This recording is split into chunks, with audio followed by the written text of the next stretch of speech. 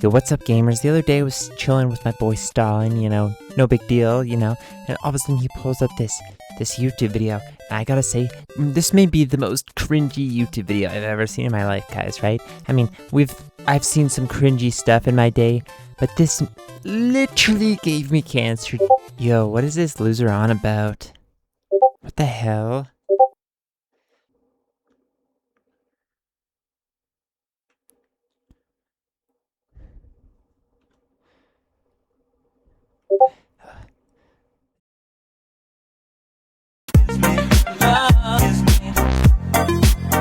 Cringe is an emotion we all feel from time to time, like when you see your uncle share some problematic takes on his Facebook, or you witness your homegirl fumble another baddie. It's me. I'm the homegirl. It's like a form of revulsion or disgust, an element of second-hand embarrassment. It can even be first-hand embarrassment if you're the one who does something cringy, like making a risque joke that doesn't land, or accidentally sending nudes to your grandma.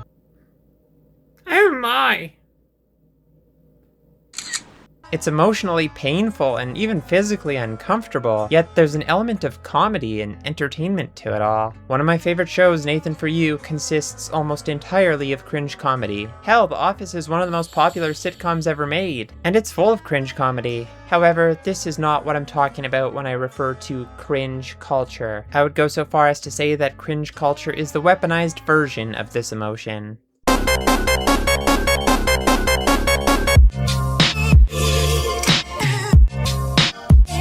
According to my highly scholarly source of Wikipedia, cringe culture is an internet phenomenon and neologism characterized by the mockery and ridicule of content, behaviors, or expressions deemed embarrassing or awkward. This can take many shapes and sizes, anything from justifiably clowning on a TikToker for claiming to be the reincarnation of Adolf Hitler, to bullying some random kid for singing about a video game they like. For better or worse, this has dominated the way we communicate online for decades, and although some may suggest this is reaching an end, and cringe culture will soon be a thing of the past, a word from today's sponsor. Have you ever felt like the weight of reality was just too much? Like you needed to convince yourself of falsehoods just to get through the day? Prescription copium may be right for you. Thanks to copium, I feel confident that my wife still loves me and is not having an affair with her yoga instructor. Ain't that right, sweetheart? Shut up! She just gets a little emotional when she doesn't have yoga classes for a few days. Sorry about that. Thanks to copium, I'm confident that I only have the normal amount of chest pain. It usually passes in a few minutes. Thanks to copium, I feel confident that capitalism will soon fall and be replaced by socialism, and totally not some dystopian techno-feudalist hell. Thanks to copium, I'm sure that cringe culture will be dead any day now. Soon enough, people online will be treating each other with nothing but respect. Why are you looking at me like that? Quit laughing. Thanks, copium! Let's take a look back to the past and see. How did we get here? Letting the days go by, letting the water hold me down. Now that was cringe.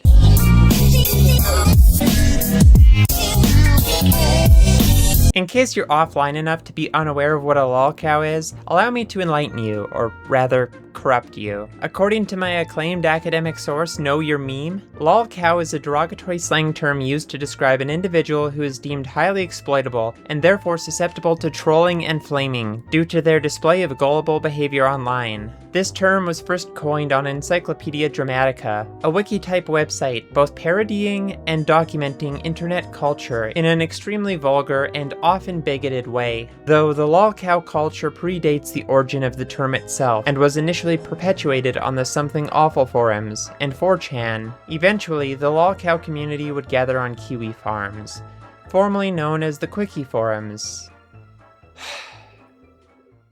I'm gonna have to talk about her, aren't I?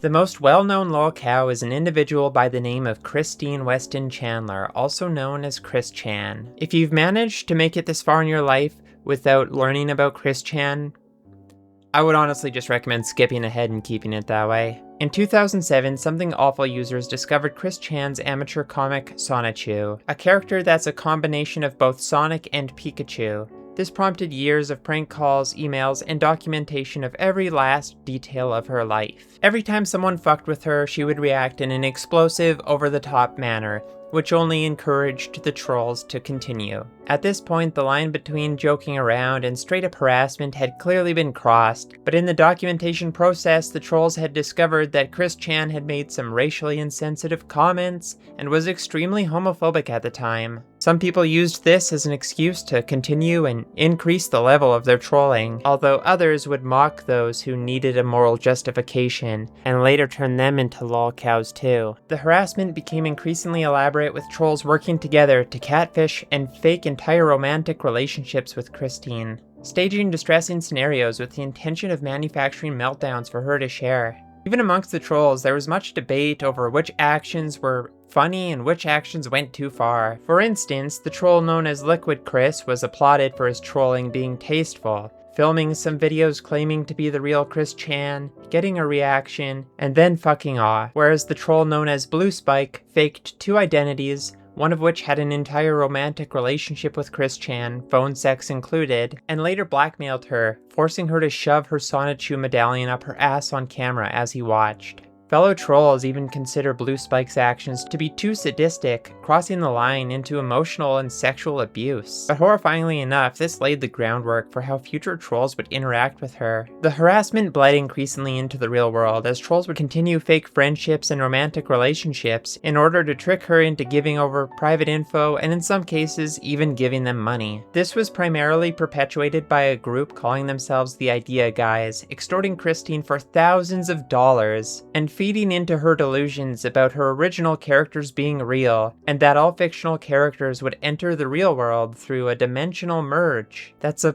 pretty bright idea, guys. In 2021, Christine was arrested for allegedly taking advantage of her dementia-ridden mother sexually. Charges that were dismissed in 2023. The allegations stemmed from a leaked phone call with a troll known as Bella, who leaked Chris Chan's confession, not to get legal justice, but to try and get Christine to commit suicide.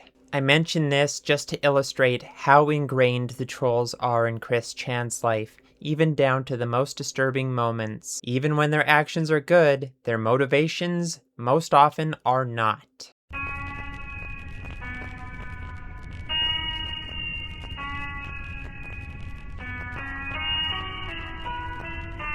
It's hard not to wonder about how her life might have turned out differently had random internet users not dedicated almost 2 entire decades now to tormenting her. The same question can be asked for many lolcows. Would Joshua Block, aka World of T-Shirts, have developed a drinking problem if it wasn't for the trolls? Would Boogie2988 still be respected within the YouTube community? There's no way of knowing for sure, but I would have to imagine that if your life is going downhill, constant internet harassment certainly doesn't help. I like pranks, trolling, and rage bait as much as any older sibling, but to take it to this extreme is just pathetic. I get the appeal and fascination with lolcows. Hell, I watched more parts of the Geno Samuel Chris Chan documentary back in the 2020 lockdown than I care to admit. But even if you're just a casual observer who's not actively partaking in any of the harassment, you gotta admit it's kinda degen to dedicate any more than a passing moment to learning about lolcows or thinking about lolcows. Plus, I think the high number of casual viewers of this kind of thing is part of what encourages harassers to continue with their behavior. Is there such a thing as an ethical way to engage with lolcows? How the hell should I know? Some days I feel like I'm one bad week away from becoming one myself. But what I do know is that learning about the common pitfalls of this genre may help you be more informed and make that decision for yourself. Chris Chan is autistic. Early on, I think that's a big part of what made her a target, whether it be through ableist internet users gawking at her strange behaviors, or other autistic people who felt the need to join in on the trolling because she was giving the autistic community a bad name. A similar phenomenon would occur after Christine came out as trans, with other trans people joining in on the harassment, or claiming that she isn't really trans, as a means of separating themselves from the behaviors of Chris Chan. Autism and neurodivergency in general is a rather apparent pattern amongst the most popular lolcows, as well as being trans or having any kind of marginalized identity for that matter, though most people claim that's not why they're trolling them, and it's just because they're bad people who deserve it. It's not hard to notice the pattern. Kiwi Farms, the lolcow hub that originated with Chris Chan, has been linked to at least 3 suicides. Julie Terryberry, an 18-year-old girl with learning disabilities, Chloe Segal, an indie game developer and trans woman, and David Ginder, aka Near, a programmer and game preservationist who is autistic and non-binary. Though Kiwi Farms users and political live streamer / alleged sex pest Stephen Bonnell, aka Destiny, object to the idea that the site was responsible for these deaths, I think it's obvious that the harassment contributed to their mental declines at the very least. Don't off yourself, ever, please. It's a bad idea. Here's some numbers to call if you feel like you want to do that. The site has been taken down a few times throughout the years, most notably in 2023 after Clara Soronetti, aka Keffels, a trans live streamer, started a campaign against Kiwi Farms after being swatted and forced into hiding by the harassment. Sadly, this wouldn't last very long, and as time progressed, Keffels' campaign lost its momentum, due in part to her own reputation going down the drain, but also just the passage of time and people online having rather short memories. As much as I wish I could say this element of the internet was in the past, it most certainly isn't. Arguably, it's at its most popular now with the various TikTok lolcows and various commentary / documentary type videos about them still getting fairly significant views to this day. Hell, even the guy from Drama Alert went on to create an entire podcast about lolcows. Yeah, I'm talking to you. You're so dumb. You try in the middle of your drama to talk about Keemstar because so many people hate me. In your mind, you think you're going to manipulate the audience, and you were actually thinking that. You fucking fraud. You fake motherfuckers. I'm so sick of everybody in this industry being a fucking phony. Am I fucking mumbling? Can nobody understand what the fuck I'm saying? Am I fucking mumbling? Am I fucking Welsh or whatever the fuck? That being said, lolcow culture in its infancy laid the groundwork for the more mainstream examples of cringe culture that would follow.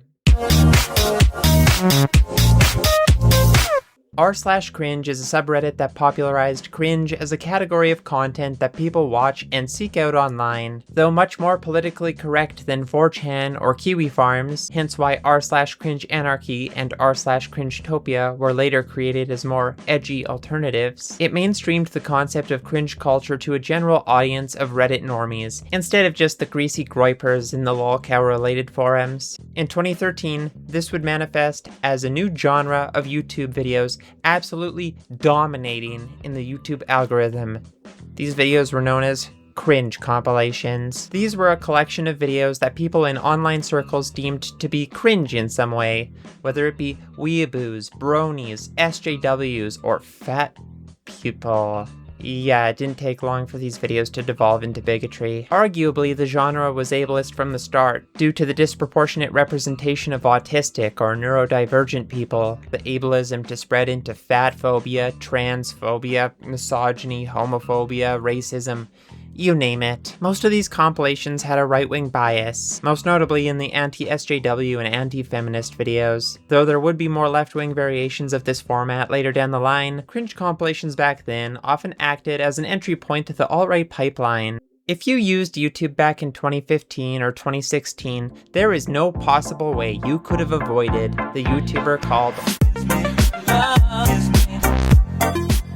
Leafy is like if cringe compilations had a host. It's like America's Funniest Home Videos, but if Tom Bergeron called people slurs. His CSGO Surf gameplay commentary videos were extremely popular. The format was simple. He found a cringy video, added some commentary, sometimes funny jokes about the video, and other times just lazy comments about one's physical appearance. Slap some chill vaporwave type beats in the background, and boom, you have a Leafy video. One could argue that most commentary videos back in the day were like this, and they would have a point. At least his contemporaries like iDubbbz and H3H3 would be more thoughtful with the targets they'd choose for their videos. Not to imply they don't deserve criticism, they certainly do, but Leafy was the most popular and most vulgar example of this. I know the subject matter of toxic fanbases is so last video, but to say Leafy's fans were amongst the most popular to ever roam the YouTube platform would be doing a disservice to just how inescapable and horrible they were. Back then, you could hardly open a YouTube comment section without seeing them hiss. Yes, you heard me correctly, they would hiss. I'm not sure why Mr. calling other people cringe has such a cringy branding signifier, but Oh well. But that's nothing compared to KYS, the acronym for Kill Yourself. This was spammed by so many of his followers that if you posted cringe back in the day, you'd better make sure you have a good support system and decent mental health, otherwise you may be in trouble. Though the harassment wasn't exclusive to those Leafy made videos on, they undoubtedly got the brunt of it. Sometimes Leafy chose rather interesting and novel subject matters to cover in his videos, such as a woman who openly engaged in zoophilic actions with her own dog, or some obnoxious internet gnome that he is simultaneously best friends and enemies with. What, you think you're better than me? I am the greatest, nicest, goodest person ever! But sometimes he would make fun of neurodivergent people for their strange behaviors, or children. I'm sorry, but if any of you claim you weren't cringe or embarrassing in your childhood, then you're lying to yourself. He seemingly moved away from making YouTube videos for a while. He came back briefly in 2020, but soon got terminated for breaking YouTube's rules against harassment by seemingly devoting most of his output to shitting on Twitch streamer Pokimane. I know very little about Pokimane. She could be worthy of all kinds of criticism, but you really couldn't have just fit all your points into one video? Fast forward to now and he's a washed up chud. He hasn't posted anything in like 3 years, and somehow managed to get himself banned from Elon Musk's Twitter, which is honestly impressive considering the shit you see on there these days. It seems his physical appearance has changed, to say the very least. I'm not going to make fun of him for that, despite the fact that he would have no gripes making fun of me if the roles were reversed. Everyone who I've ever seen mention Leafy these days has already beat me to it, so there's really no point. But it really is quite strange for me considering 2016 Leafy was one of my first boy crushes. I'm as horrified saying that as he would be to hear that.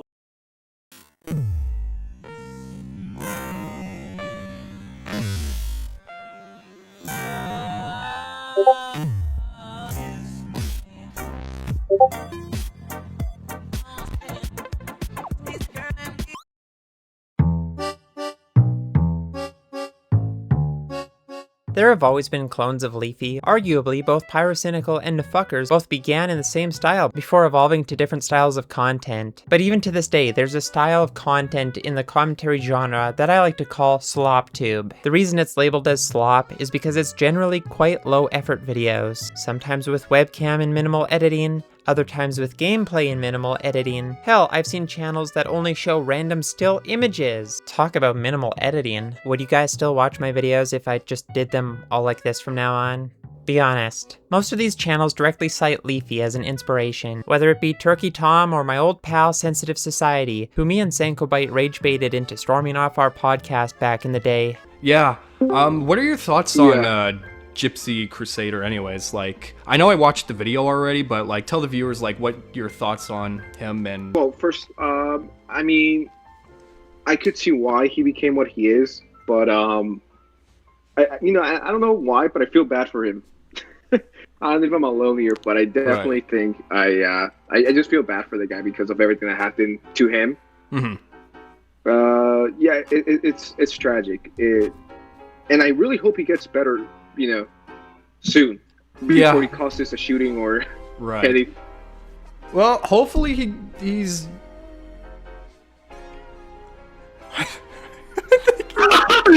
I think you have to go. Sankobite Podcast, returning next fall. The point is that even if Leafy never returns, his toxic legacy will continue to live on through the slop tubers he inspired. Yo, this place is literally only like a 5-minute walk away from my apartment. Dude, this is so sketchy that it's like sketchier than cancer, dude.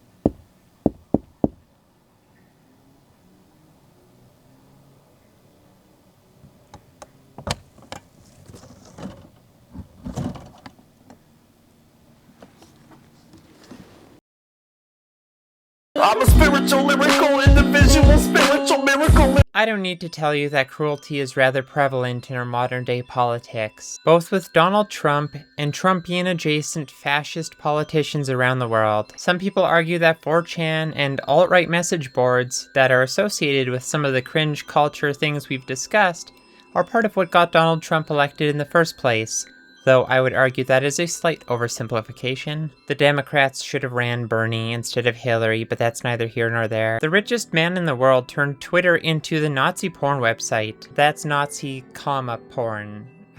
I've never seen Nazi porn, but I would have to imagine it exists. Your total is $88, but I only have $14. Well, you need to pay for it somehow, and fast. It's real busy today, and we can only fit so many pizzas in the oven at the same time. I have an idea.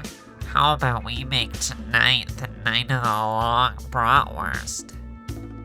I just said I don't have a lot of time, you stupid bitch. Plus, I'm more into cat boys anyway.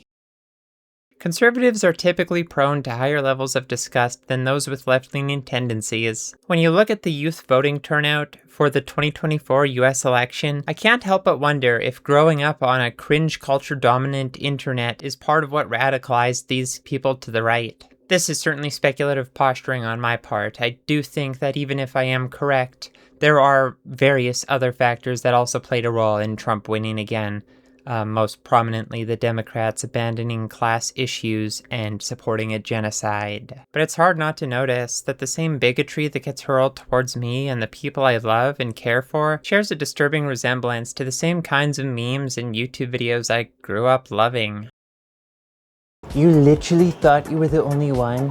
What are you, fucking rich? I don't understand. I'm not Leafy, You're not literally Calvin, but you are his offspring. Like, are you saying he's my dad, or I don't understand? Dude, you are literally so embarrassing right now. Bro, how am I embarrassing? I'm literally just asking questions, dude. Like, what the fuck is happening here? You weren't born like this, but you literally got so possessed by cringe culture that you let it mutate your DNA until you became a genetic clone of LeafyIsHere, dude. What the hell are you talking about? She literally wanted her life to end and not continue because of the hatred you sent her way and the fans online that you sent to harass her.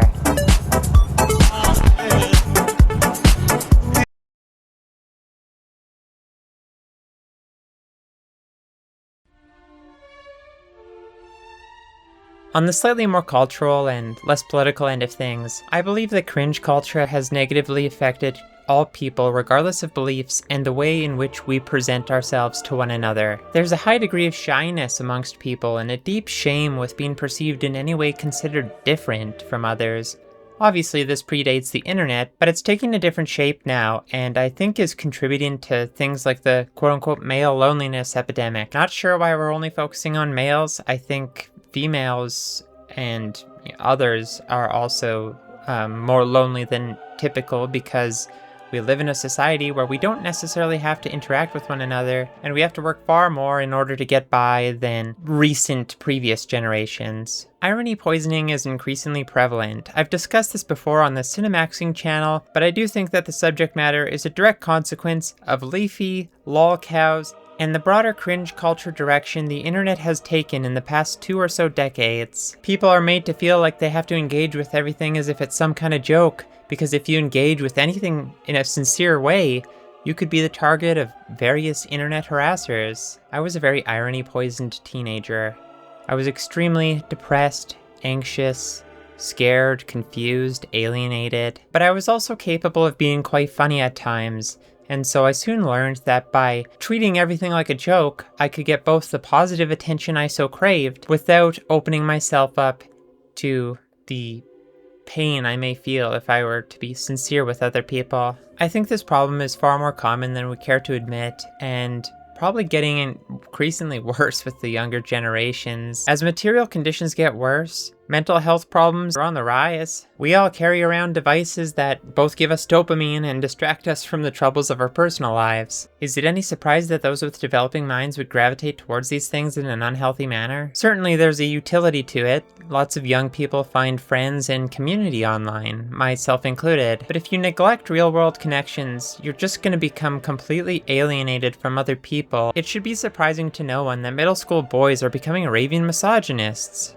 Manosphere influencers are a middle school boy's idea of what is cool. Being vulnerable and open is scary, and this gives them a perfect excuse not to take that path. One can only hope that most of them grow out of it. Similar things are occurring with young women, although it's much more subtle and psychological. I think I'd rather be bullied in the blunt, vulgar, and physical way I was as a child than have to face confusing two-faced gossip-obsessed mean girls cyberbullying in the mean and often unnoticeable way that they do. I'm not suggesting we ban kids from using these things. The internet is basically a fact of life at this point, and even if a household decides their kid shouldn't have access to it, all it's going to do is alienate their child from technology that all their peers have access to. Just like with sex education, an abstinence-only approach is ineffective and only increases the risk of preventable problems later down the line. I'm not a parent. I'm not going to tell anyone how to raise their kid.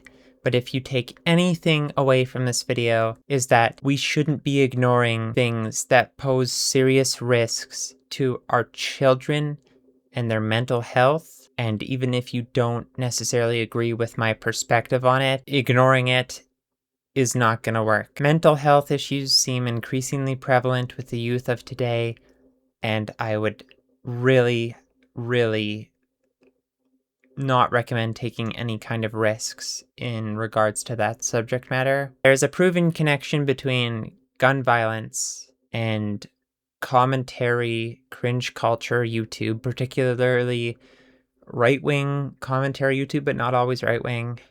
I'm not going to delve into that in too much detail here, but Crimes New Roman has a good video on the subject matter if you would like to know more about that. Yo, dude, is this person fucking dead? Yo, dude, is this person fucking okay? Are they even still alive? I can't even fucking see anything about them. They look like they're pale as a fucking ghost. They're so scared to fucking do anything weird that they're just kind of laying there. What the fuck, dude? This is literally so fucking cancer, dude. Do anything, do anything, do anything, do anything, do anything,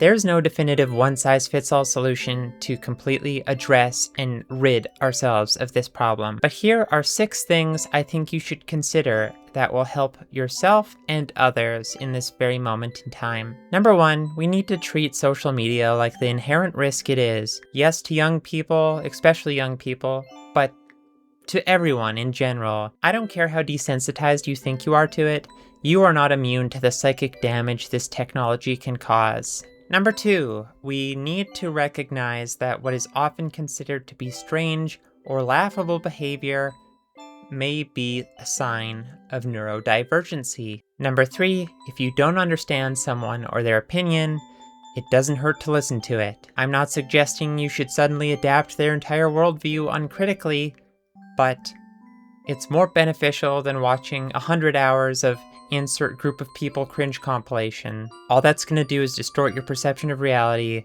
force yourself further down the echo chamber, and likely make you more isolated and alienated in the end. Number 4, be kind when you can. Obviously, we can't always be kind. If someone's being a dickhead to you, or oppressing you, or making you uncomfortable on purpose, then, you know, you don't put up with that. Don't tolerate that one bit, but treat other people how you would want to be treated. It's, you know, golden rule, kindergarten type shit. You'd think it's pretty basic, but we seem to lose sight of this as we age. And I'm guilty of it too sometimes. Number 5, touch grass. The internet is fun and awesome and cool sometimes, but you gotta do stuff in real life. I know it sucks and is unpleasant and uncomfortable sometimes, but you gotta push yourself to do it, even if it's difficult. To push through and form real connections with real people, you know, it opens you up to real vulnerability, pain, and heartache. It's okay to feel scared, but what I consider the mark of true courage is being scared and pushing through and doing it anyway. If you say something cringy, it's probably not as bad as you're thinking, but if you sincerely make a bad mistake, just brush yourself off and learn from it and move on. Number 6, community, community, community. I'm not talking about the TV show, although that is also pretty good. I'm talking about authentic, personal, real-life connections with other people. Yes, you can have online friends, and that is good, and that can be community, especially if you have a bad spawn point, such as myself. But the value of real-life connections with other people cannot be understated. I'm talking friendships, I'm talking lovers, I'm talking rivals, I'm talking mentors. These are all great things that people should strive to have if they don't already. There's plenty of things in the list I named that I am lacking on, but it's something I strive towards, and I think you should too. One could argue that number 6, community, is the same as number 5, touching grass. I would argue that it is not the same, but an extension of the same idea. This is not an easy thing at all, especially if you are socially anxious, introverted, or you have a bad spawn point, or you have a busy schedule, but you have to push through. You have to put in that effort, because even though it is difficult, it is worth it in the end and will leave you more fulfilled as a person and less susceptible to the absolute mental illness that is the internet, whether we're talking cringe culture and the insecurity and irony poisoning surrounding that, or anything related to things that can occur when you're completely detached from the rest of humanity. I realize this messaging is rather blunt and on the nose, but I really feel like this is the message that people need to hear these days. There's still time, even if you're alienated, or even if you're a chud who is cringe culture obsessed. Even if you, I don't know why you'd still be watching this, even if you hate me and you don't like this video at all, I still wish nothing but goodness and happiness for you in your life, and I hope things get better for you. And there's still time to turn it around. You don't have to dedicate so much time to just hating on random people on the internet. I get it's fun, but you know, hang out with some real people. Talk about some real things, not just internet crap. I think that's all for this video. Toodles.